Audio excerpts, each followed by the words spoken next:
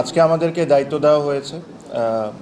আমি যেটা প্রথমেই মনে করি, এখানে যখনই এরকম কেউ দায়িত্ব পান তখন ডেভেলপমেন্টের কথা বলেন বা বিভিন্ন বিষয়ে কথা বলেন। আমি ব্যক্তিগতভাবে প্লাস আমার টিম ব্যক্তিগতভাবে এটা ফিল করে, সবাই মিলে আমরা একসাথে ফিল করি যে আমাদের প্রথম কাজ হবে বাংলাদেশের ক্রিকেটের রেপুটেশন ঠিক করা।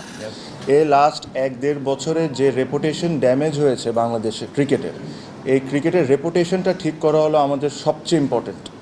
আমাদেরকে একটা দায়িত্ব দিয়ে আনা হয়েছে যে free and fair election held করা 3 মাসের মধ্যে। আমরা এটা যে আমাদেরকে যে দায়িত্ব দেওয়া হয়েছে, আমরা এই দায়িত্বটা যতটা অনেস্টিভাবে আমরা এই জিনিসটা করতে পারি আর যতটা দ্রুতভাবে আমরা এই জিনিসটা করতে পারি, আমরা ওই জিনিসটাই করব।